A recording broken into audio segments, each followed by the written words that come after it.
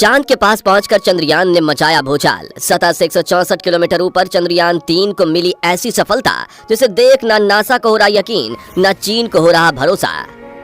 साथियों, अब इंतजार की घड़ी खत्म हो चुकी है। इसरो ने ट्वीट करके बताया है कि चंद्रयान 3 के एडवांस तकनीक के सॉफ्टवेयर टेक्स्ट मैसेज में संदेश भेजा है और हमें कहा है, मॉस्क स्ट्रैक, मैं चंद्रयान हूं और मुझे चांद का गुरुत्वाकर्षण महसूस हो रहा है।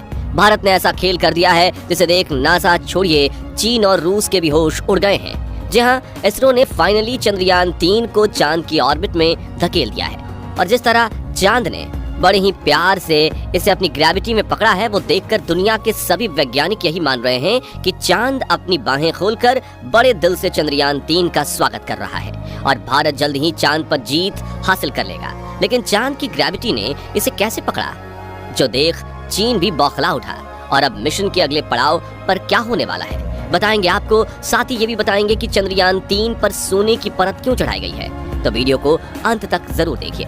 दोस्तों, चांद की कक्षा में अपने स्पेसक्राफ्ट को भेजने के लिए शुरुआती दिनों में नासा और रूस भी कई बार फेल हो चुके हैं और जापान भी हाल ही में फेल हो चुका है। लेकिन इसरो एक ही झटके में चंद्रयान 3 को चांद की कक्षा में एंट्री दिलवा चुका है। दरअसल 1 अगस्त के दिन इसरो ने चंद्रयान 3 को पृथ्वी की गुरुत्वाकर्षण सीमा से बाहर धकेलकर चांद की तरफ जाने वाले लंबे स्पेस हाईवे पर भेज दिया था, जहां पूरे 40,400 किलोमीटर प्रति सेकंड की रफ्तार से चंद्रयान 3 ने बिना रुके 5 दिन तक सफर किया।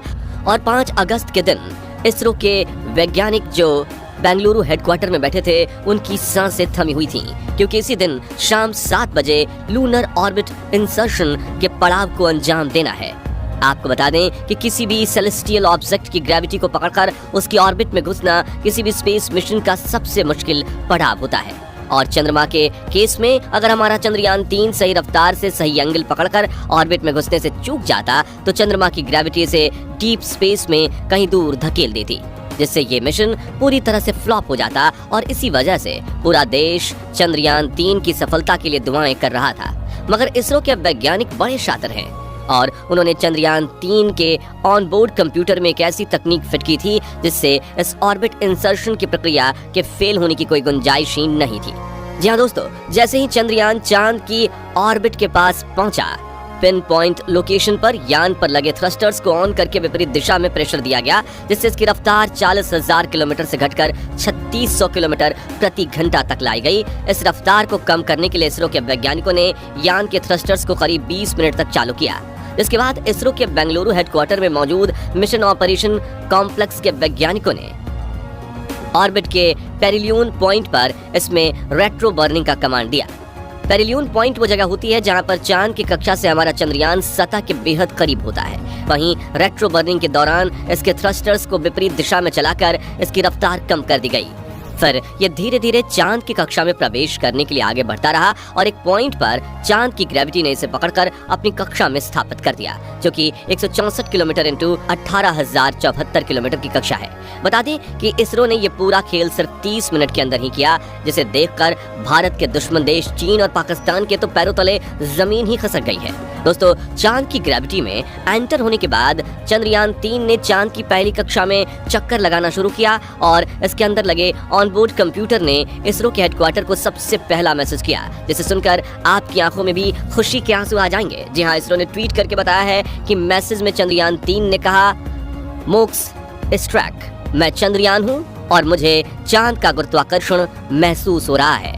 चंद्रयान 3 की तरफ से आए इस मैसेज को सुनकर इसरो के वैज्ञानिक खुशी से झूम उठे, क्योंकि इससे उन्हें ये भी पता चल गया कि हमारा चंद्रयान एकदम परफेक्ट कंडीशन में है। वहीं इसरो के चीफ एस सोमनाथ ने भी मीडिया इंटरव्यू में कहा कि हम बहुत खुश हैं। अब 6 अगस्त को एक और प्रक्रिया शुरू होने वाली है और चंद्रयान को चांद की सतह तक पहुंचाने के लिए 5 अलग अलग प्रक्रियाएं शुरू होंगी। दोस्तों, मिशन के इस पड़ाव के बारे में बात करें तो चांद की सतह पर पैर रखने से पहले इसे 5 अलग अलग प्रोसेस से गुजरना पड़ेगा, जिसमें इसके इंजन फायर करके मैन्यूवरिंग की जाएगी। लेकिन इस मैन्यूवरिंग से इसका कक्षा बढ़ाने के बजाय इसकी कक्षा घटाई जाएगी, जिससे ये चांद के बेहद करीब पहुंच जाए, जिसके लिए पहली मैन्यूवरिंग 6 अगस्त के दिन रात में 11 बजे की गई थी। और आपको बता दें कि इसरो ने चंद्रयान 3 मिशन के इस पड़ाव को भी पार कर लिया है और अब चंद्रयान 3 चांद की दूसरी ऑर्बिट में चक्कर काट रहा है।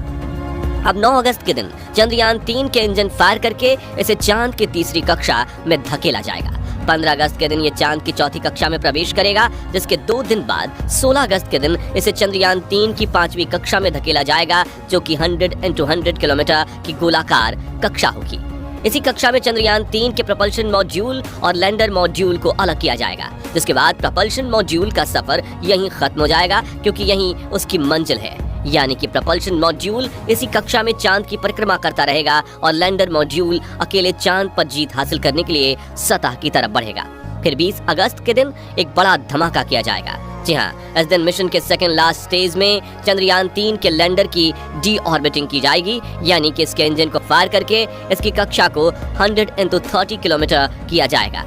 इसके बाद आएगा 23 अगस्त का दिन, जिस दिन इस मिशन का फाइनल स्टेज शुरू होगा, जिसमें चंद्रयान 3 के विक्रम लैंडर को चांद की सतह पर सॉफ्ट लैंडिंग करवाई जाएगी। चलिए दोस्तों, अब जानते हैं कि चंद्रयान 3 पर सोने की परत क्यों चढ़ाई गई है और क्यों सभी स्पेसक्राफ्ट पर ऐसी सुनहरी परत चढ़ाई जाती है। तो आपको बता दें कि ये सोना नहीं बल्कि MLI की परत होती है, जो कि किसी भी सैटेलाइट पर लगे पेलोड इक्विपमेंट्स को सोलर हीट और एक्सट्रीम लो टेम्परेचर कंडीशन से बचाने के लिए लगाई जाती है, क्योंकि अंतरिक्ष में कई बार तापमान एक ही झटके में -200 डिग्री से लेकर हाईएस्ट 200 डिग्री सेल्सियस तक चला जाता है। ऐसे में ये हीट या कोल्ड डायरेक्ट पेलोड से संपर्क में आ जाती हैं, तो वो खराब कर सकती हैं इन्हें। इसलिए मल्टी लेयर इंसुलेशन में नीचे की तरफ एल्यूमिनियम की 3-4 परतें होती हैं और सुनहरी पॉलीमाइड की एक परत होती है, जो हमें उपग्रह को सोने में लिपटे हुए होने का आभास कराती है। बता दें कि ये कोटिंग हीट एंड कोल्ड के अलावा अंतरिक्ष में उड़ रही धूल से भी स्पेसक्राफ्ट या सैटेलाइट की रक्षा करती है। इसी तरह चंद्रयान 3 पर भी मल्टी लेयर इंसुलेशन चढ़ाया गया है। दोस्तों, भारत सरकार इस मिशन को इतना इंपॉर्टेंस दे रही है कि साल 2020 और 2021 में लॉकडाउन के दौरान जब सरकार ने कम टैक्स कलेक्शन किया था, तब भी उन्होंने इसरो के चंद्रयान 3 प्रोजेक्ट की फंडिंग रुकने नहीं दी। ये बात जानकर आपके दिमाग में सवाल आ सकता है कि आखिर ये मिशन इतना जरूरी क्यों है। इसका जवाब आसान शब्दों में बताएं तो ये मिशन भारत की किस्मत बदलने वाला है, क्योंकि पिछले कई सालों से नासा और चीन स्पेस पर अपनी प्राइवेट दादागिरी कर रहे हैं, लेकिन अब भारत भी चांद पर विजय हासिल करके इस अंतरिक्ष में अपने झंडे गाड़ देगा और स्पेस प्रोजेक्ट्स लेने के होड़ में इन्हें पछाड़ देगा। ऐसा इसलिए क्योंकि जब दुनिया के छोटे छोटे देश अपने सैटेलाइट लॉन्च प्रोजेक्ट के लिए नासा और चीन के पास जाते हैं, तो वो इनसे भर भर के पैसे वसूलते हैं, लेकिन भारत के पास ऐसी टेक्नोलॉजी है कि हम इन सभी लॉन्च प्रोजेक्ट्स को सही सस्ते में कर सकते हैं। लेकिन स्पेसक्राफ्ट और सैटेलाइट काफी नाजुक और महंगे होते हैं, इसलिए ये प्रोजेक्ट्स उन्हीं स्पेस एजेंसीज को मिलते हैं जिन पर भरोसा किया जा सकता है। और चंद्रयान 3 की कामयाबी से दुनिया को इसरो की कुशलता पर भरोसा हो जाएगा, जिससे सभी देश अपने लॉन्च मिशन भारत को देना चाहेंगे, क्योंकि भाई पैसा कौन नहीं बचाना चाहता। ऐसे में धीरे धीरे करके इसरो को पहले हजारों, फिर लाखों और फिर करोड़ों डॉलर्स के स्पेस प्रोजेक्ट्स मिलना शुरू हो जाएंगे।